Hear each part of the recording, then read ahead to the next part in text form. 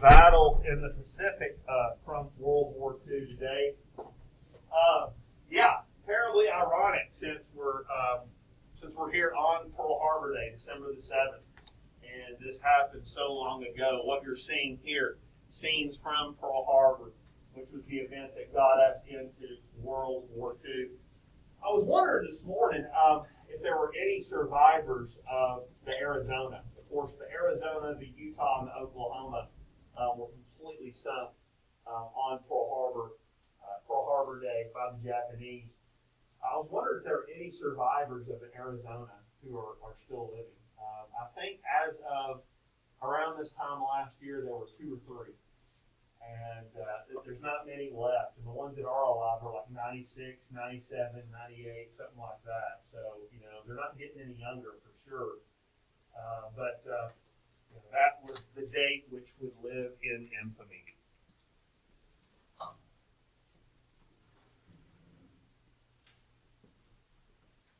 All right, so remember, we've been talking about the Axis powers, the Allied powers. The Axis powers are real easy to remember. You can remember them like JIG, J-I-G. Japan, Italy, and Germany, right? Okay? And the Allied powers were Great Britain, France, the Soviet Union, and the United States ultimately. Okay? The Soviet Union became one of the Allies in June of 1941. The United States joined, of course, in December of 1941.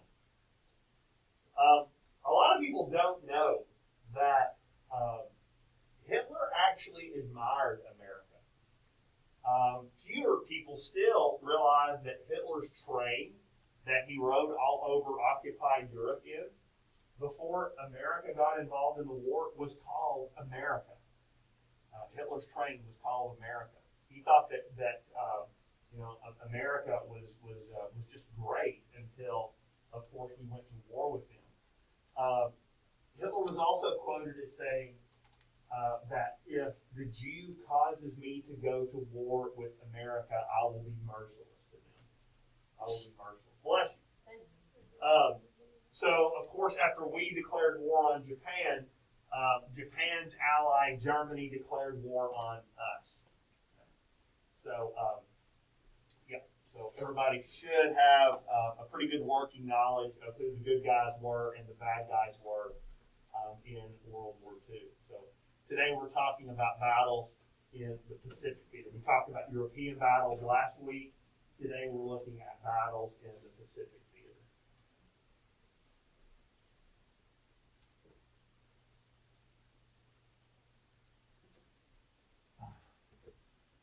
So I was explaining to my little boy today. We were on our way to school, and I was telling him it was Pearl Harbor Day. He's like, "Well, what's that, Daddy?" And I was telling him, about how the Japanese. It was a Sunday morning, and they attacked us very, very early at our naval base in Pearl Harbor, and they got us good. I mean, they really absolutely nailed us. The one blessing was that all of our aircraft carriers was out of Pearl Harbor. They weren't around. And that was the one positive that they did not take out. Because if they had taken out our aircraft carriers, we would have been in some serious, serious trouble. So that was the one blessing of the day. But thousands of American casualties at Pearl Harbor, which was, of course, just horrendous. So Lincoln was like, "Well, why did they do that?" My little boy said, "Why did they attack us?" And they wanted us out of it. Or they wanted to be able to take over the entirety of the Pacific and create a Japanese empire. They were militarists. They were empire builders, and they wanted America out of there. Okay? So, of course, Japan is an archipelago. It's a series of islands, thousands of islands, actually. Some islands larger than others. But on those islands, there were very few natural resources, which is why Japan wanted to conquer other territories and extract their natural resources that they could use to industrialize and militarize. They needed aluminum. They needed steel. They needed rubber tree plants and things like that. Okay? So Japan wasn't going to be able to become a powerful country and a world leader unless they conquered other countries. Battles were fought throughout the Pacific, including Japan, China, the Korean Peninsula, the Philippines, and many other small islands. So Remember, the Japanese invaded Manchuria in 1931, which is a big portion of China, and took it over. And that was really the catalyst for other countries like Italy invading poor little Ethiopia shortly thereafter. So, and then ultimately, of course, Hitler, seeing that the Allies weren't going to do anything to stop the Japanese, that encouraged him as well. So here's Japan. You look at how small that country is compared to the vastness of the United States and China. China much bigger than the Japanese island.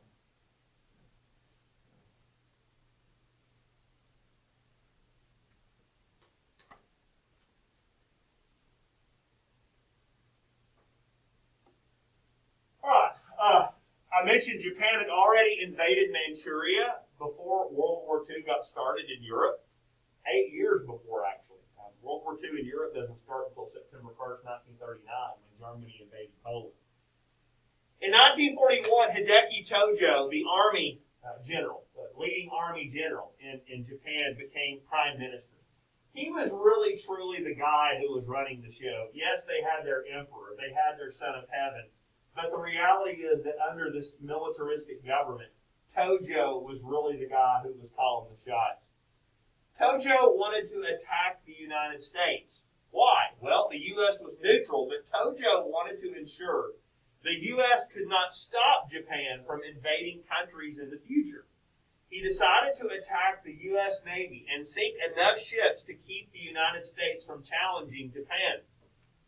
There was a belief that an attack probably was coming, but nobody exactly knew when and nobody exactly knew where.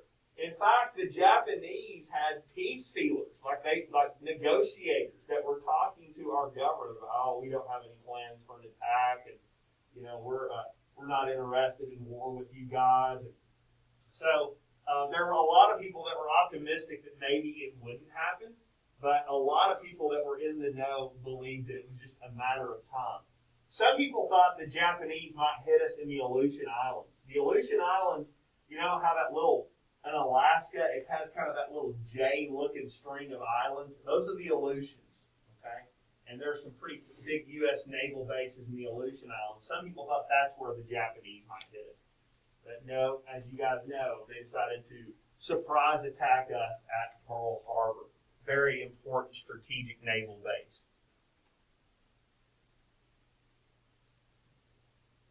Here it is. December the 7th, 1941. Again, how ironic. I promise you, I did not plan it this way. I did not. It was just kind of like, that's just where this fell. Okay. The Japanese fighter pilots attacked the U.S. Pacific Fleet in Hawaii. The U.S. got completely caught off guard and was not prepared to repel that attack. In fact, when people woke up and heard the planes really early in the morning, they thought it was practice stuff. They thought it was the Navy and the Army Air Corps doing some practice runs. They're like, oh, what's that? Oh, that seems awfully strange to do that on Sunday, but it wasn't completely unheard of. But a lot of people thought it was just like practice stuff that we were doing. Nobody even had any clue that it was Japanese bombers coming to planes coming to hit us and attack us in Pearl Harbor. Pearl Harbor was attacked with 3,000 American casualties. 3,000 people killed and wounded. Here's the Arizona where 1,000 men got trapped inside. The thing about the Arizona was that it got hit so hard that a lot of the men who were inside had no idea what was going on and were literally trapped. There was no way to get out of the sinking ship.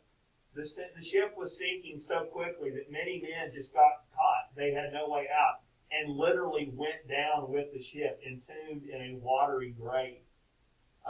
The Utah, the Oklahoma, and the Arizona, all three sank. But the Oklahoma and the Utah took a little while to go down, so more people were able to get off. But men and women aboard the Arizona went down. My understanding that this was just like one of the... I watched a documentary of a guy who was talking about trying to get off the Arizona. And on ships and submarines, there are known as what are called watertight doors. where if a room floods, you can seal it off to keep the rest of the ship from going down, like the water spreading. The Arizona was going down so quick that when the men were ordered to seal the watertight doors to slow the ship down, they were having to yell out. Some of these guys, I'll never forget this, the look of the 1,000-yard stare on this dude's face. He said, I was in charge of sealing off the watertight doors in this one area. I remember running in and saying, is there anybody in here? I have to shut the door now. He yelled and yelled and yelled. I have to shut the door now. And nobody responded. So he said he pulled the door shut and sealed it. And as I was walking away, I heard on the other side, once those doors are shut, they cannot open. So he said, I knew that I was leaving that man to die, right? It was that he was dead. Like he was on the other side, he was going to die. And to me, I can't imagine, because I hear that sound, because I hear that knocking sound every single day. And he had to live with that the rest of his life. Of course, it wasn't his fault. He was just doing his job. But can you imagine that? Can you imagine every single day hearing that knock and knowing you had sealed the man off who was going to die right there? But it was a horrifying, horrible day. In the 2 hours of the attack on Pearl Harbor, 20 naval vessels were destroyed, including 8 battleships. The Arizona was the very first one to sink. Like I said, it went down fast, really fast. More than 300 American airplanes were destroyed.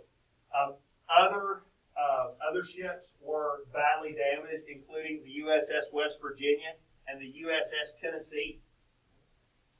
The Oklahoma capsized. Here it is. The Oklahoma turned capsized.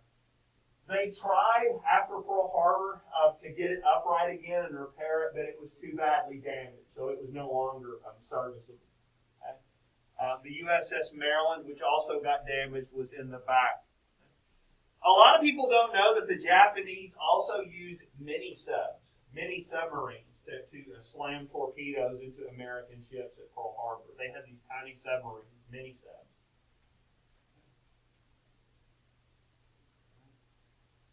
So this is one of the great tragedies.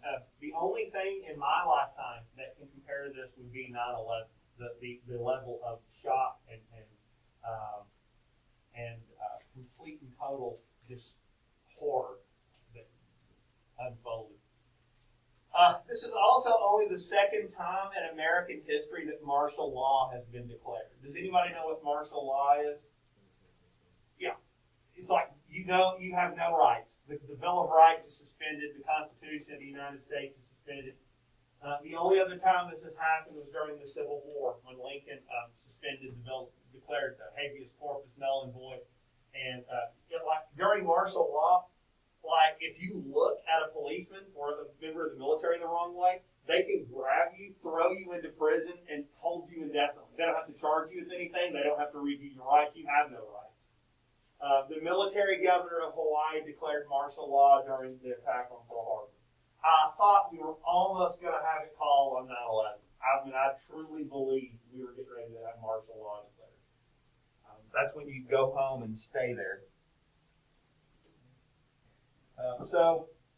Ultimately, as you guys know, Japan's plan would backfire. Thankfully, most of the carriers all the carriers were not there. Had the carriers been there, it would have been really bad. It would have been. Admiral Yamamoto, who was in charge of the attack on Pearl Harbor, after it was over, said, I believe we have awakened a sleeping giant. He understood that, okay, we've pissed them off royally now. And boy, oh boy, was America mad after the attack on Pearl Harbor.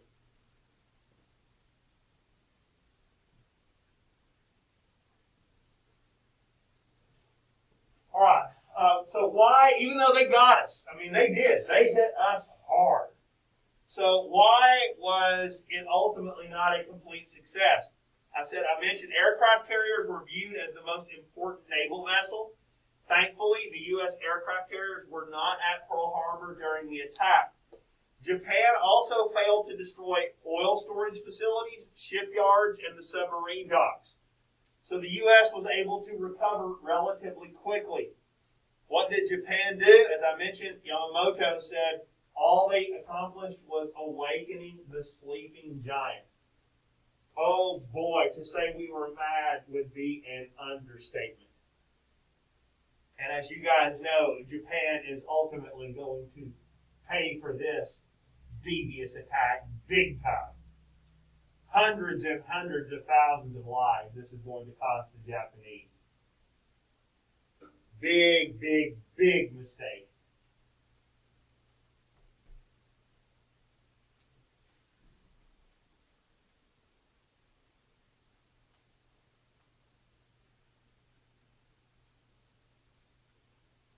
So Pearl Harbor was bad, but could have been much, much worse if the Japanese had really coordinated and hit all the aforementioned things and had been able to take out our carriers. We would have really been in serious trouble. They very well may have taken over the Hawaiian Islands had they been able to take out our carriers and the oil yards and shipyards and things like that. They didn't get the job done.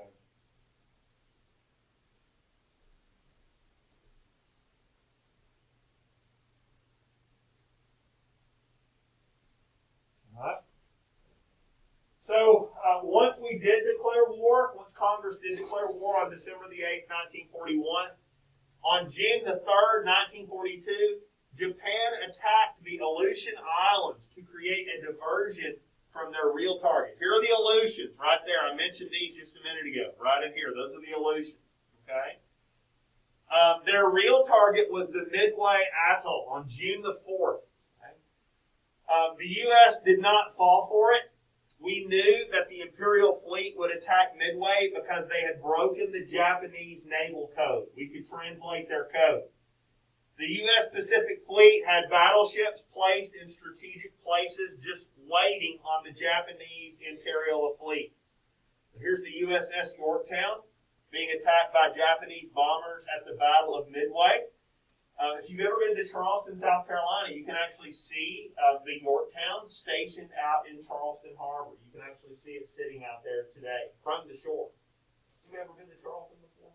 Have you seen it, Shelby, sitting out there? Okay, you have too, Bryson? Okay, cool. Yeah, it's sitting right out there in the harbor at Charleston, near Fort Sumter.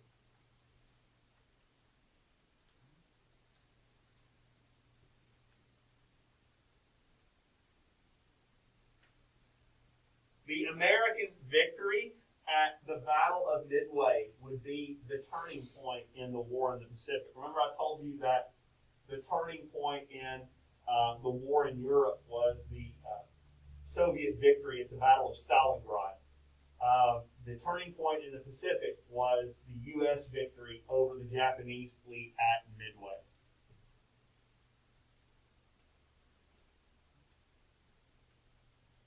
Everybody still with me here?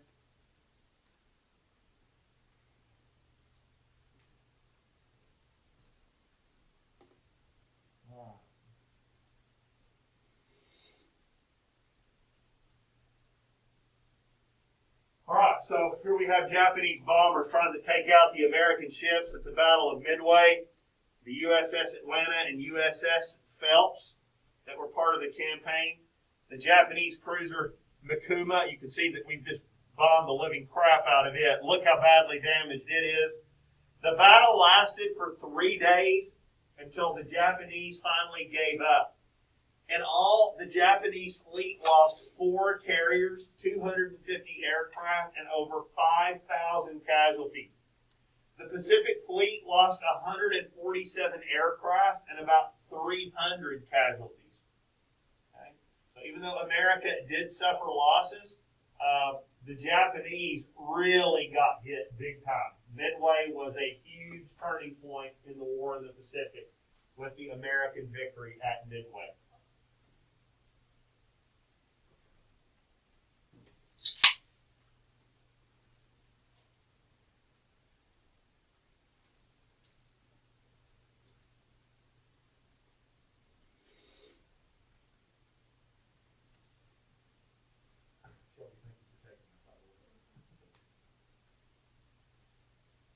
Everybody with me? Are we good?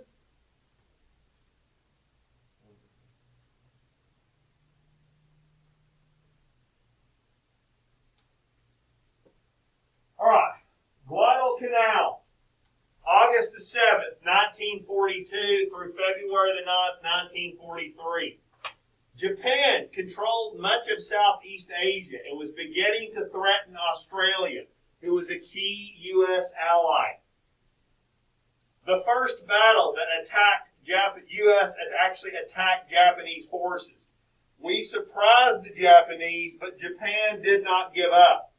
When U.S. Marines landed on Guadalcanal Island, which is right there, see how close it is to Australia? Okay. The Japanese were going to try to attack Australia from Guadalcanal. When U.S. Marines landed on Guadalcanal, the Imperial fleet sank Allied cruisers off the coast. U.S. Marines got isolated and Japanese troops got sent in. Guadalcanal was really, there was a lot of brutal fighting that took place at Guadalcanal. It was a tough one, real tough. You can see why Guadalcanal, maintaining control of that was so important, because from there Japan will be able to potentially take over Australia. And they were a key U.S. ally. Here's a U.S. patrol Marines at Guadalcanal.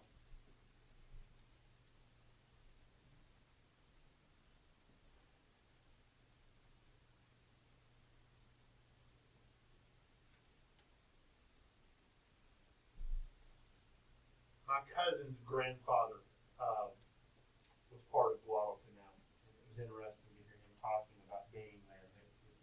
It was real bad.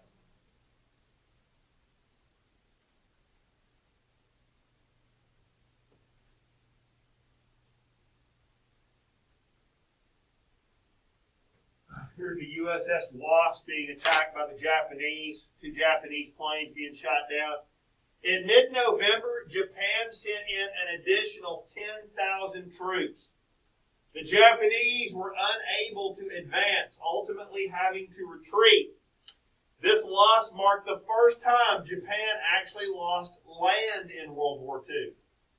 In all, the Japanese took 31,000 casualties and lost 38 ships. America took 7,100 casualties and lost 29 ships.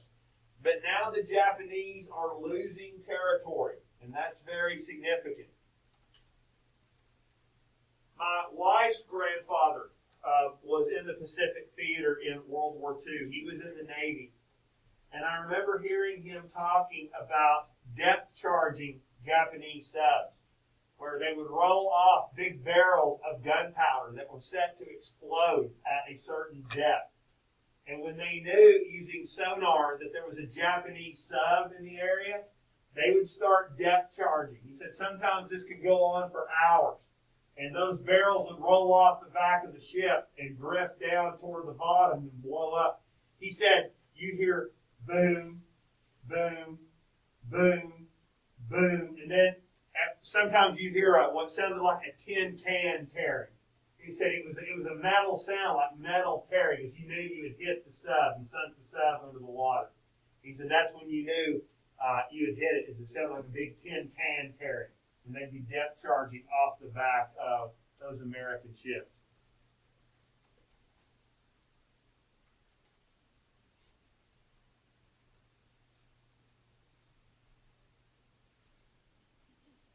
The Battle of Saipan, which took place from June to July 1944, was where the U.S. began island hopping to take over Japanese-held islands on their way to Japan. This was a really interesting strategy. I'm going to try to draw this up here for you on the board. The strategy that the U.S. decided upon was called island hopping. Up here were the great big islands. Okay? But on the way to the great big islands, there were all these like other smaller ones. All right? So what we decided to do was capture some of these islands and bypass others. Okay? So let's say that we take over this one, and then we take over this one and this one. What we've done is we've cut off those other islands from being able to get supplies. It's like a grapevine. If you tear off a big section of the grapevine, what happens to the grapes that you pull off? They wither and die, right? Okay, that's exactly what happened. The Japanese soldiers that were on these islands that got bypassed, like what in the world? Where'd the Americans go? Well, we've done bypassed them, and we're on our way to bigger and better things. So this was called island hopping, where you take some islands and you bypass others. That was our strategy as we made our way toward the big island. The U.S. wanted to control the islands because the island's airfields at Saipan would be close enough to Japan to use its new B-29 bombers if we could take Saipan. Japan wanted to control Saipan because they could stop the Allied advance. When the Japanese commander knew defeat was imminent, he commanded his troops to launch a banzai attack. July the 6th, 4,000 Japanese troops armed with swords, bayonets, grenades, and knives surprised the Allied troops. This was the largest banzai, or surprise attack, of World War II.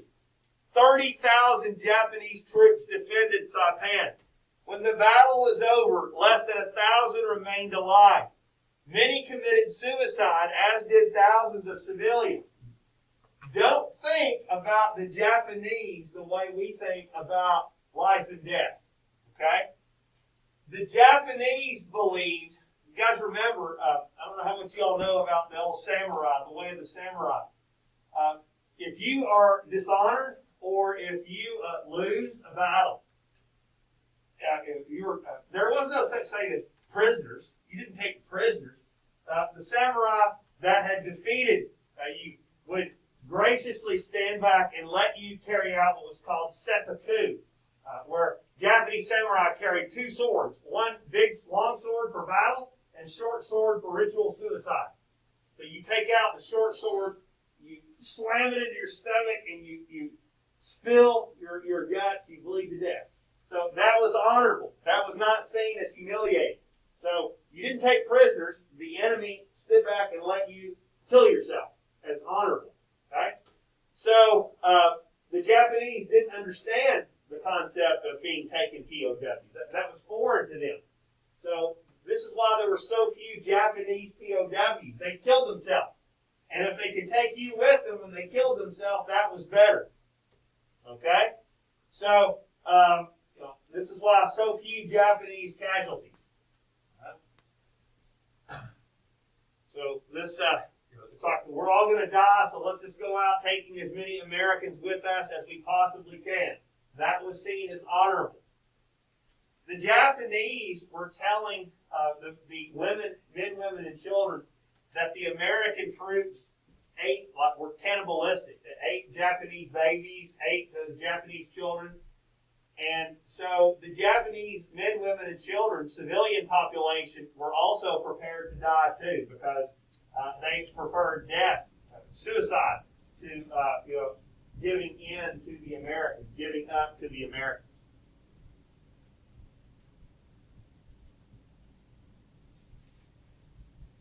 The Battle of Saipan. Here, Americans using flamethrowers, rocket launchers, caves. The Japanese dug what were big networks of spider holes, they were called, where they dug in and were very tough to get out. So we'd have to go in there and throw grenades in these spider holes from which they would menace us, use flamethrowers to burn them out of there, because they did not want to surrender. No surrender. Very few POWs.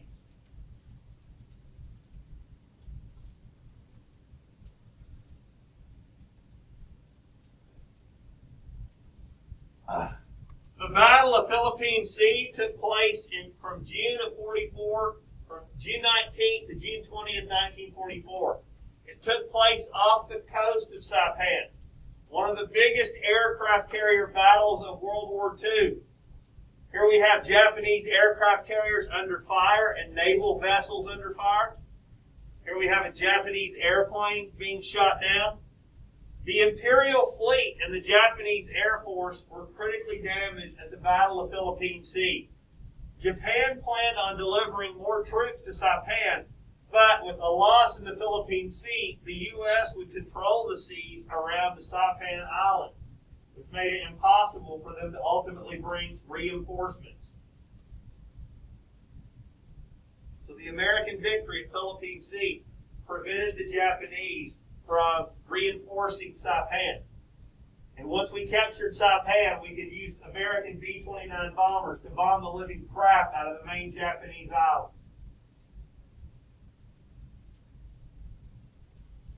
It's around this time where we start seeing, a little before maybe, where we start seeing the kamikaze. Okay? Just a little history lesson. I don't know if y'all are familiar with where the word kamikaze comes from, but it means literally divine wind. Okay?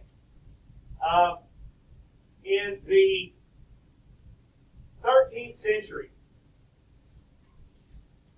Kublai Khan, the great Mongol emperor of China, the Mongol Empire, who controlled more territory than any other empire in human history, Kublai Khan attacked the Japanese islands.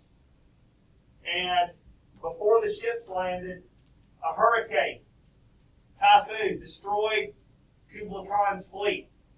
The Japanese believed that was a wind of heaven, divine wind, that saved them. The second time Kublai Khan tried to invade the Japanese island, the Mongol soldiers made it on shore, but while they were on shore, another storm destroyed their fleet and left them standing. The samurai were able to come in and just cut them to pieces. So the Japanese reasoned that if they loaded up their planes with just enough gasoline for a one-way flight, suicide mission, and fly the planes laden with bombs into American ships, that would once again be the divine wind that would save the Japanese islands from being taken over by a foreigner.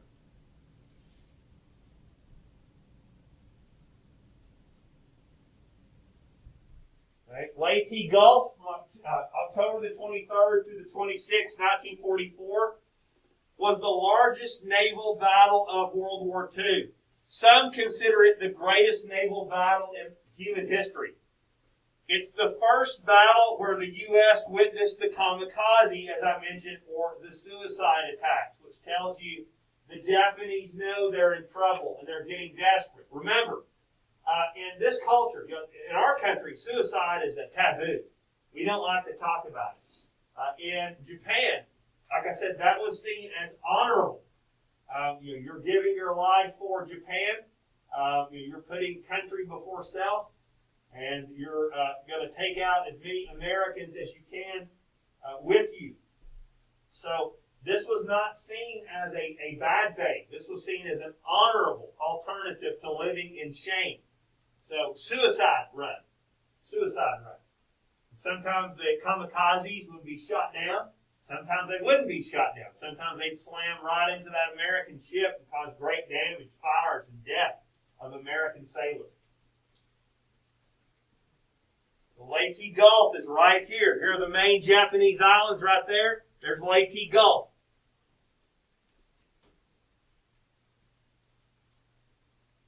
This is where you really start seeing the kamikazes.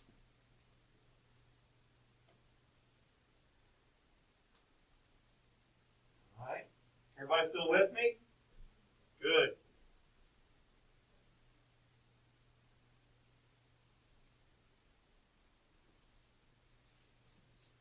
At Leyte Gulf, Japan's imperial fleet was completely destroyed. The U.S. carriers under attack by Japanese airplanes here in kamikaze. Here's what happens when they got hit by a kamikaze. You can see that big fire burning. The Japanese lost 28 warships and suffered 10,500 casualties. America lost 5 warships and suffered 2,500 casualties. Allied forces were able to take control of the Philippines and now had greater control over the Pacific in the American victory at Leyte Gulf.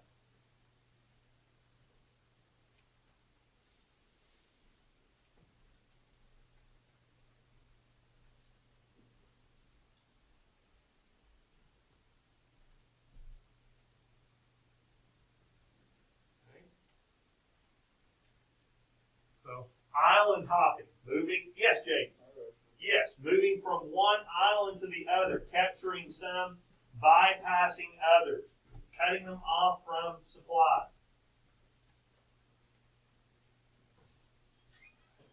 The Japanese Imperial Navy is now completely destroyed.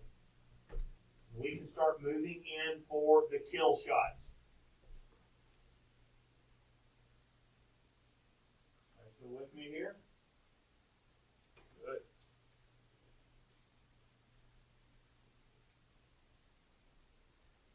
Boy, oh boy, was this a bad one. Mercy. The Japanese were on their way out, and they knew it. So they were going to fight like cats and dogs. Iwo Jima was critically important. It's a tiny island, 750 miles south of Japan. If we could capture Iwo Jima, we would be able to use the airfield at Iwo Jima, again, to just bomb the living crap out of the main Japanese islands. From there, we could hit Tokyo. Okay? So it lasted from February 19th to March the 26th, 1945, and is memorialized with, of course, the monument in Washington, D.C., the Iwo Jima War Memorial. Iwo Jima is tiny. It's only 5 miles by 2.5 miles. So it's a little island. But there was an airfield on it that was very strategically important. If we could capture that, we could just bomb the Japanese back to the Stone Age. Allied troops outnumbered the Japanese, but the Japanese knew we were coming and dug in. They dug huge networks of trenches all over the island, especially into the side of Mount Suribachi. Okay? Before Allied troops hit the ground, planes and battleships bombarded the island. We just bombed the living crap out of Iwo Jima. The problem was the Japanese, like I said, they knew we were coming, so they just hid in those spider holes. Yeah, I mean, we blew off half the side of Mount Suribachi, but the Japanese were dug way into it, and so they didn't really suffer a whole lot of casualties during that bombing because they knew what we were going to do. When Allied troops landed, the Japanese didn't attack them. The Allies thought most of the Japanese were then dead. They were hiding from us. They were waiting for us to come to them. The sand on the beaches at Iwo Jima is black. It's a weird-looking black sand, volcanic, Mount Suribachi, old volcano, black sand beaches. So when our troops hit the ground, we thought, oh, well, we've killed them. Our bombardment killed most of them. They must have left. They were waiting on us. They were hiding in those spider holes, waiting on us to come to them. They knew exactly what they were doing.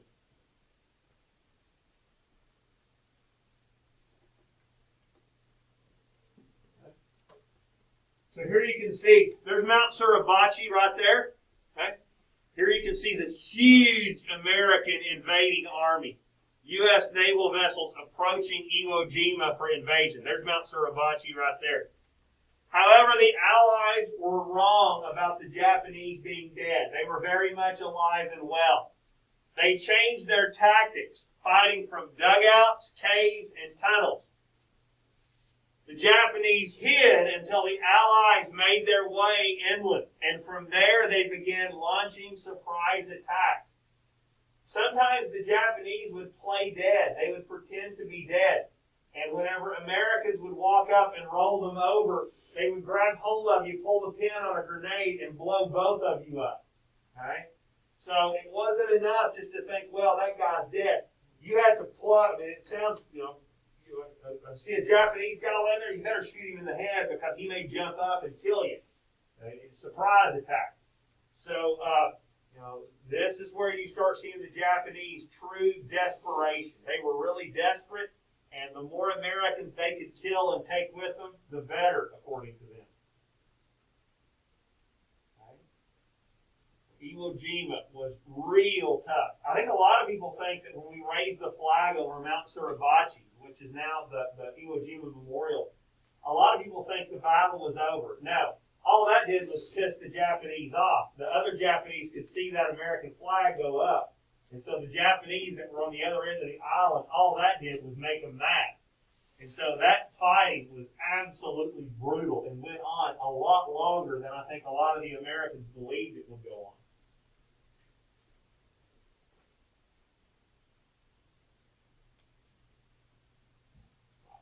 All right. So here we see, look at that dude's flamethrower. See that? Allied troops use flamethrowers to flush out the Japanese from their spider holes, their hiding spots.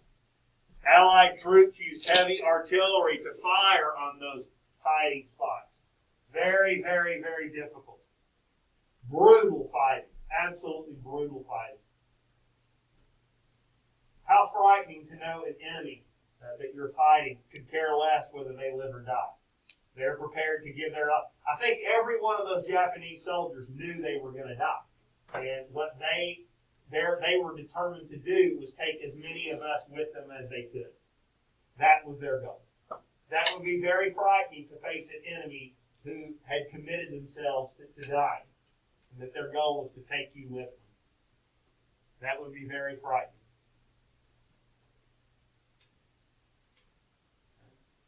No surrender. Japanese were going to fight to the last man. No surrender.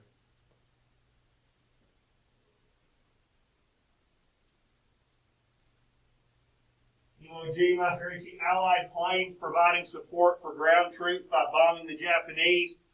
Dogs, canines were used on the front lines to find Japanese snipers and carry messages quickly to one another. Here's an Allied soldier in a foxhole using a telephone. Both sides, Japanese and Americans, suffered huge losses. The Allies suffered 23,000 casualties, mainly American. The Japanese had 21,000 casualties out of the 22,000 who fought. So if you were a Japanese soldier on Iwo Jima, there's 22,000 of you fighting. 21,000 were casualties, which either meant you were dead or gravely wounded. So you had a 1 in 22 chance, if you were a Japanese soldier, of making it out of there without being a casualty. Okay? The U.S. now had a close base for their B-29 bombers to attack Japan, and boy, oh boy, do we use it. We use it. Big time.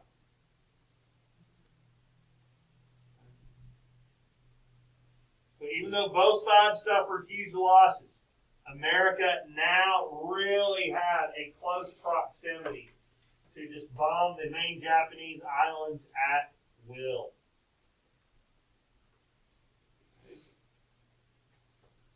Everybody still following me here? Yeah?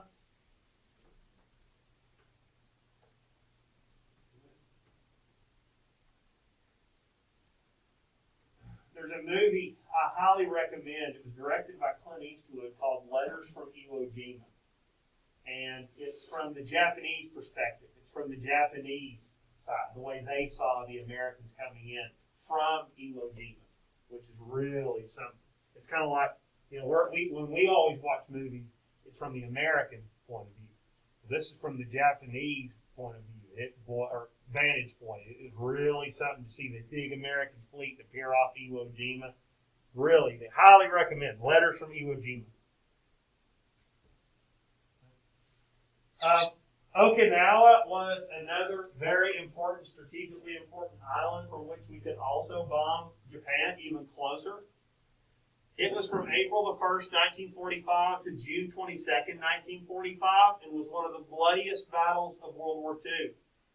Okinawa could also serve as a base for the air raids on Japan. Once again, the Japanese used caves, tunnels, and dugouts. It's a teeny tiny little island, just 350 miles southwest of Japan. And again, canines were used to find the Japanese that were hiding. Okay? An Allied plane fired bombs in the area to kill Japanese troops that were hiding. Bombed the crap out of those spider holes. The more of that we could do, the less American troops would be exposed to potential suicide attacks.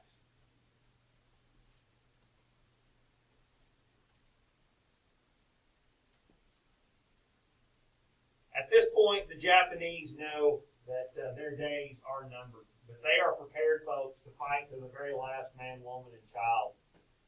There were literally Japanese women and children sharpening bamboo poles on the main Japanese islands, expecting a mainland invasion of Japan.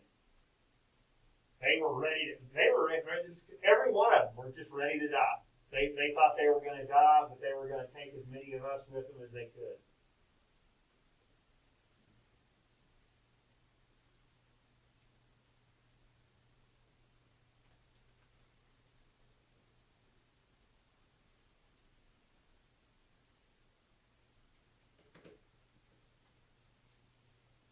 Iwo Jima and Okinawa, very, very strategically important, extremely strategically important.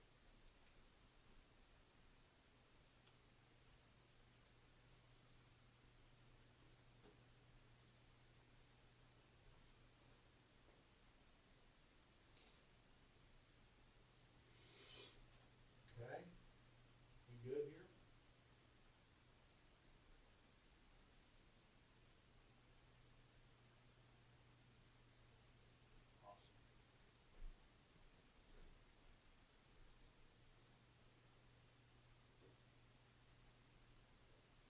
There's the Battle of Okinawa. The USS Enterprise hit by a kamikaze pilot. Look at that right there. It's blam. That plane laden with bombs flew right into the side of the USS Enterprise. A lot of times we could shoot them down before they could get to our ship. Sometimes they made it through. A kamikaze pilot is serenaded before takeoff. Look, they're like, he's getting ready to, he knows he's going to die. His fellow pilots are over there, kind of cheering him on. Honored is seen as honorable. A land target is hit by U.S. battleships. Allied troops bomb a cave using dynamite. All these things made the Japanese very, very, very dangerous to fight during World War II.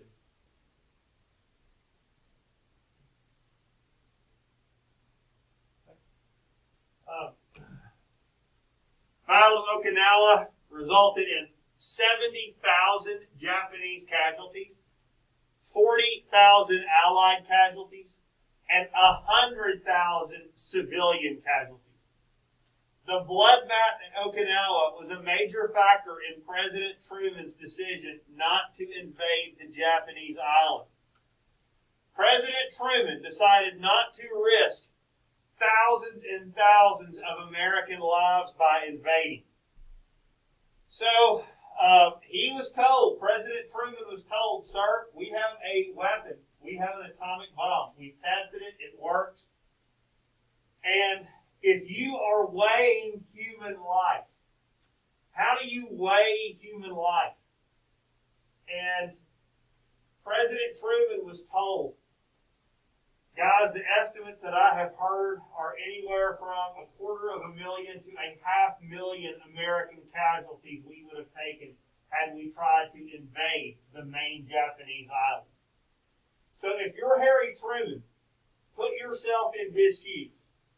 And you're told you have this weapon that could potentially end the war and save thousands of American lives. And probably thousands, ultimately, really, of Japanese lives.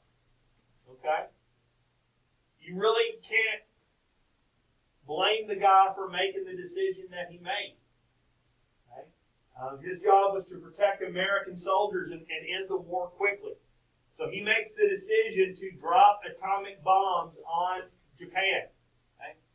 So instead of invading Japan, President Truman decided to drop atomic bombs on the cities of Hiroshima and Nagasaki on August 6 and August the 9th, 1945. They were cities in Japan. Guys, the blasts were so bright and the heat so intense. Here's the mushroom cloud. Okay? That people that were on the sidewalk near the blast site disintegrated, like vaporized. And the blast was so bright that it literally, where the people were standing, it literally bleached the sidewalk and the road around them. So like when I stand here, I cast a shadow. Okay, shadow.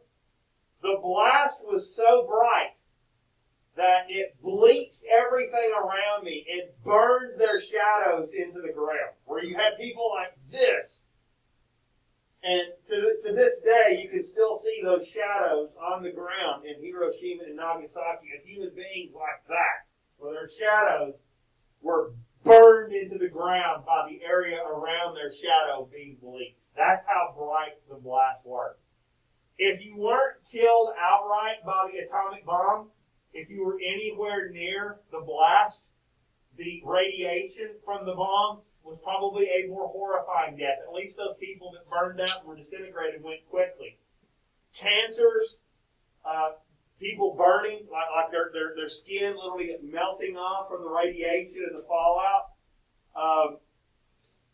Way more people died after the blast than actually were killed instantaneously by the blast, by the radiation and the fallout from the bomb.